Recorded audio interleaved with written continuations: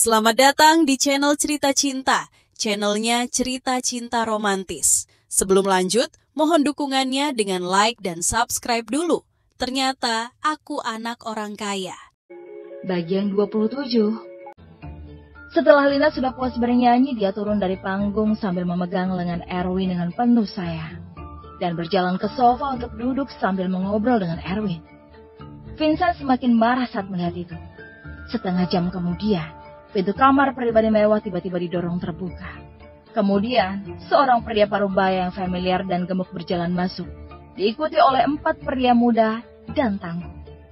Ketika Vincent melihat bahwa Hans akhirnya tiba, hatinya tiba-tiba menjadi bersemangat dan langsung meletakkan gelas anggurnya untuk pergi menyapa. "Kak Dragon, kau akhirnya datang juga." Vincent sangat gembira saat melihat kedatangan Kak Dragon. "Vincent, tak kusangka baru beberapa bulan tak bertemu. Kau bahkan sudah berkembang sampai bisa memesan kamar pribadi kelas atas di klub hiburan Dragon ini ya. Kita semua tahu kalau kamar pribadi ini bukan sembarang kamar yang bisa dipesan oleh orang biasa." Hans juga pertama kali datang ke kamar pribadi semewah ini. Jadi dia tidak bisa menahan diri dan terus melihat sekeliling dengan penasaran. "Mana mungkin aku bisa dibandingkan dengan Kak Dragon?" Vincent tersenyum dan menyanjung Hans, lalu melirik Erwin yang sedang mengobrol dengan Lina dengan dingin. "Erwin, kaulah yang memaksaku." "Kak Dragon, kau lihat pemuda berpakaian biasa-biasa saja itu? Aku mau minta bantuanmu untuk membujuknya meninggalkan wanita cantik yang ada di sampingnya." Vincent berkata dengan sangat bijaksana, tetapi arti dari kata-kata itu sudah jelas. Hans tidaklah bodoh. Terhadap anak orang kaya yang cemburu seperti itu, ini bukanlah pertama kalinya dia melakukan pekerjaan semacam ini. "Oke, serahkan saja pada dragonmu ini." Hans menggerakkan matanya dan melirik pemuda berpakaian sederhana itu. Tapi pemuda itu membelakanginya, jadi Hans tidak bisa melihat wajah pemuda itu dengan jelas. Tapi sosok punggung itu memberi Hans perasaan yang familiar. Tapi dia tetap berjalan mendekat dan menghampirinya. "Bro, yuk ikut kami ngerokok di luar sebentar." Sambil berbicara, Hans juga mengeluarkan sebatang rokok dari saku dan meletakkannya di mulut sendiri dengan ekspresi yang arogan. Setelah Erwin mendengar suara yang familiar itu, dia menoleh tanpa sadar. Tapi wajah pemuda itu benar-benar membuat Hans ketakutan. "Tuan Erwin?" Wajah Hans langsung pucat. Rokok di mulutnya jatuh ke lantai, dan kakinya gemetar ketakutan. 4 anak buah di belakangnya juga merasa takut yang tak dapat dijelaskan saat melihat Erwin. Hans tidak menyangka Vincent sebodoh ini, menyuruhnya untuk berurusan dengan Tuan Erwin. Dia baru saja diberi pelajaran oleh Erwin beberapa hari yang lalu, dan sekarang ingin melakukan kesalahan yang sama. Dia ini sadar kalau kerugiannya tidaklah sedikit. "Tuan Erwin?" Hans menyapa dengan gemetar. "Hans, kenapa kau ada di sini? Kau yang baru saja mengajakku merokok di luar, kan?" Erwin yang menoleh sedikit terkejut melihat Hans ada di sini. Tapi Erwin tidak bodoh. Dia tanpa sadar melirik Vincent dengan tatapan puas. Sepertinya Vincentlah orang yang menyuruh Hans untuk datang mengajarinya. Tidak. Kami masuk salah ruangan. Maaf, sudah mengganggu Tuan Erwin. Kami pamit dulu." Hans tidak mungkin berani tinggal lama di sini. Jika Erwin tahu bahwa mereka datang ke sini untuk mengajarinya, sepertinya mereka akan menanggung resiko kerugian yang besar lagi. Begitu ya? Erwin tersenyum tipis di sudut mulutnya, dan Lina di sebelahnya justru memasang ekspresi bingung, karena ia tidak tahu apa yang sedang terjadi. "Kami sungguh salah masuk kamar, Tuan Erwin. Kami minta maaf." Hans hendak berbalik dan pergi. Namun Vincent yang bodoh ini tidak bisa membaca situasi dan langsung melangkah kemari sambil menunjuk ke arah Erwin dengan arogan. "Hai pecundang, ini Kak Dragon. Aku sudah memperingatimu sebelumnya. Tapi karena kau tak ingin meninggalkan lidah, maka jangan salahkan aku karena bersikap kasar." "Jadi, kau mau manggil 5 orang ini ke sini?" Erwin bertanya pada Hans dan yang lainnya. Iya, itu aku. Sebelum Vincent selesai berbicara, Hans yang cemas langsung mengangkat tangannya dan menampar wajah Vincent, mencoba menghentikannya untuk terus berbicara. Apa-apaan sih, Lan? Jelas-jelas kami yang salah masuk kamar. Jangan asal bicara. Hans, kau itu sudah mengambil uangku tapi malah memukulku. Cari mati ya? Vincent sulit percaya akan hal itu. Kak Dragan sudah terima uangnya, tapi sekarang tiba-tiba berubah pikiran dan malah memukulnya. Sejak kapan aku ambil uangmu? Jangan asal fitnah. Hans takut Erwin akan menyalahkan mereka. Jadi setelah menampar Vincent, dia langsung menutup mulutnya. Erwin merasa lucu saat melihat mereka berdua bertengkar. Vincent ini sepertinya memanggil orang untuk berurusan dengannya.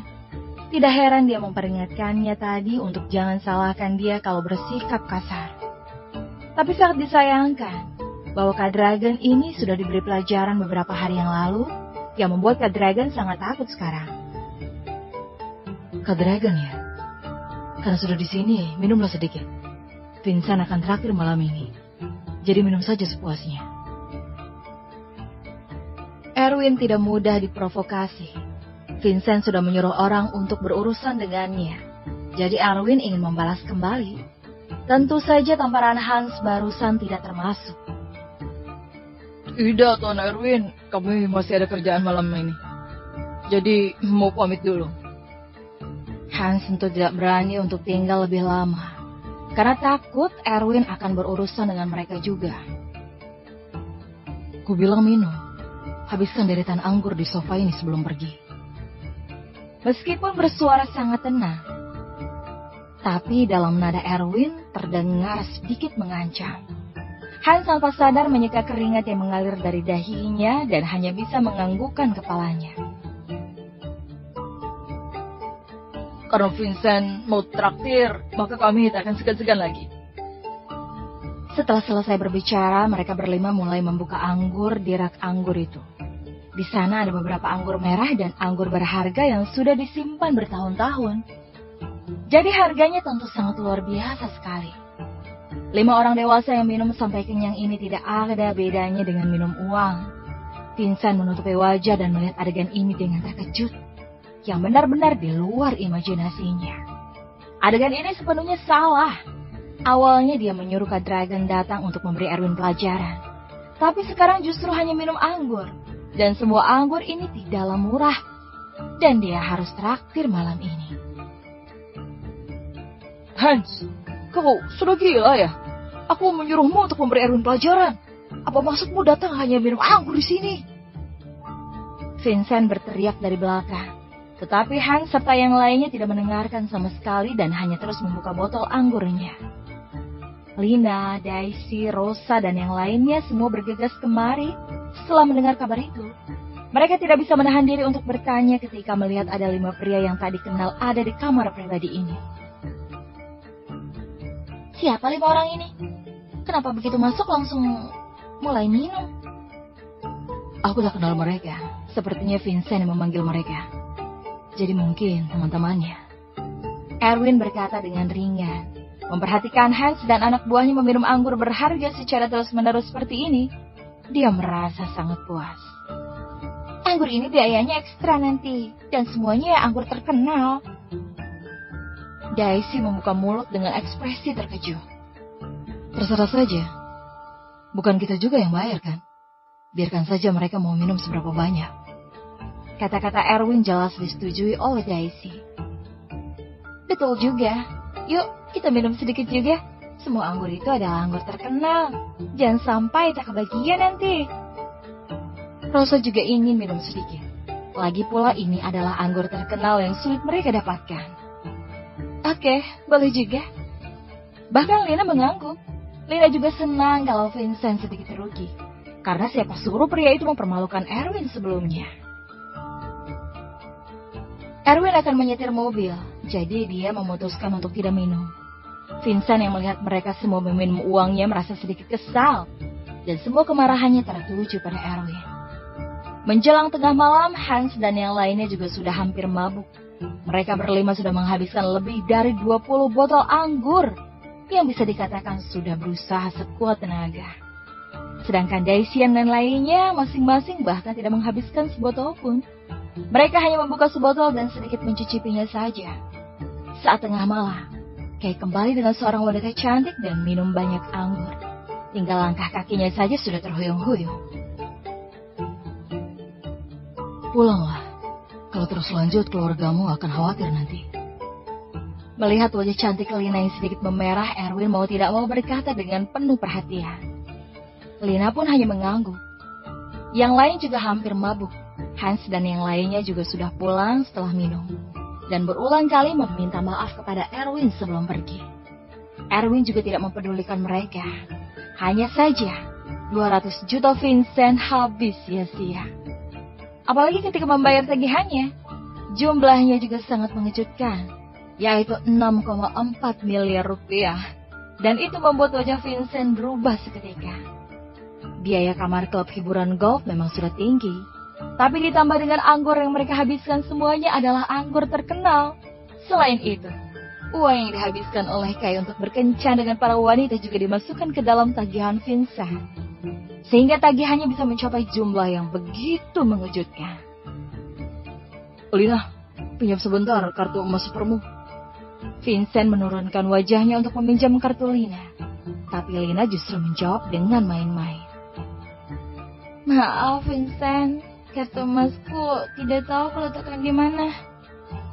Jawaban ini jelas tidak mau meminjamnya. Harus tahu bahwa kartu emas Lina itu bisa mendapatkan diskon sebesar 50%. Oke, ku ingat kalian satu-satu. Akan kubuat kalian menyesal nanti. Wajah Vincent sedikit lepas kendali. Karena malam ini dia tidak hanya menghabiskan 6,4 miliar rupiah, tapi juga ditampar oleh Hans dan tidak mendapatkan sedikit keuntungan sama sekali, yang membuatnya sangat marah.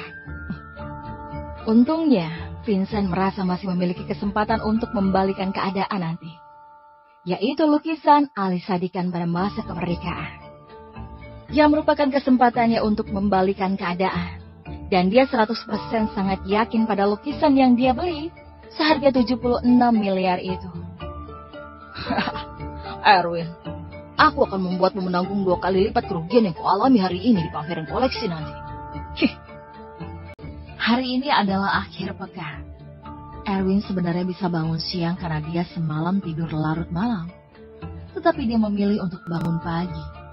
Hanya karena satu alasan, yaitu pacar Daniel, Agnes, sedang menjalani operasi hari ini. Dia akan mengunjunginya. Lagi pula di kota Bandung ini, Daniel adalah satu-satunya sahabat Erwin yang memperlakukannya dengan tulus.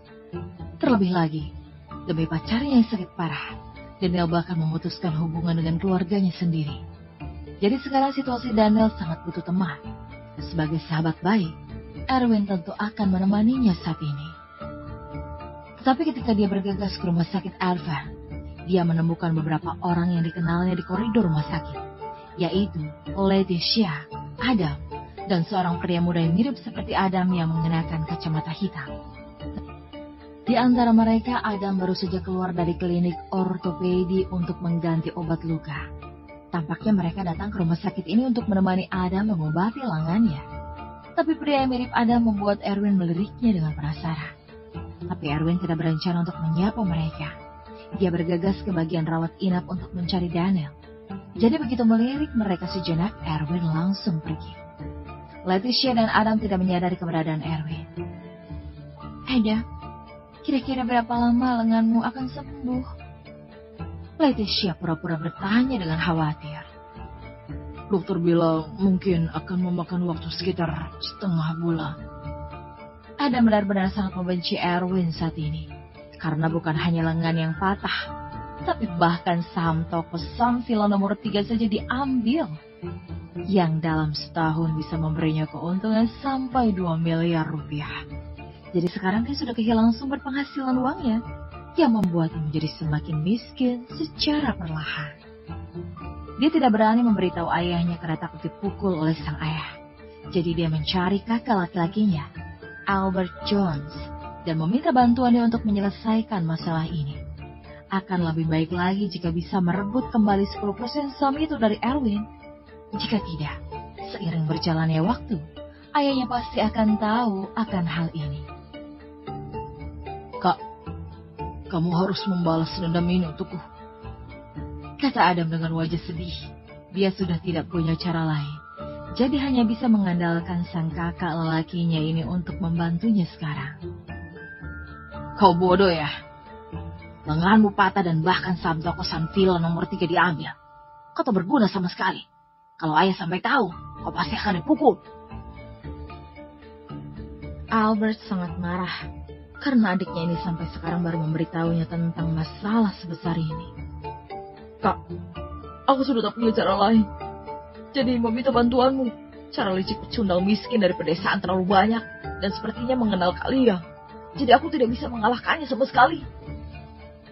Adam sedikit tertekan, tetapi kebencian di hatinya sangat melonjak. Kau bahkan tak bisa menang untuk melawan seorang pecundang miskin dari pedesaan. Kau ini tak berguna sekali ya. Kakakmu ini akan membantu. Tapi setelah mengambil kembali sahamnya, kau harus memberiku 5% saham itu. Albert juga tidak segan-segan pada adiknya sendiri. Adam sejenak ragu, tapi pada akhirnya menggerakkan gigi dan menjawab. Baiklah, selama bisa mendapatkan kembali saham itu. Adam juga kesal di dalam hatinya, karena kakaknya justru memanfaatkan situasi ini. Tapi dia tidak punya cara lain selain mengandalkan sang kakak untuk membantunya. Lumayan bisa mendapat kembali 5% sahamnya. Dan yang terpenting adalah lebih baik memberi sahamnya pada sang kakak daripada ke orang lain. Kalau saja ayahnya tahu, dia hanya perlu memberi sedikit alasan. Kita lihat saja nanti bagaimana aku membereskannya. Kau itu masih harus banyak belajar. Jangan menyelesaikan masalah dengan kekerasan. Cobalah untuk sedikit gunakan otakmu itu. Zaman sekarang ini kekerasan sudah tidak terlalu berguna. Paham? Albert sangat percaya diri, memandang rendah seorang pecundang miskin dari pedesaan, walau pecundang itu punya bantuan dari Kak Liam sekalipun. Dia tetap akan menggunakan berbagai macam cara untuk memaksanya mengembalikan saham itu. Bersambung.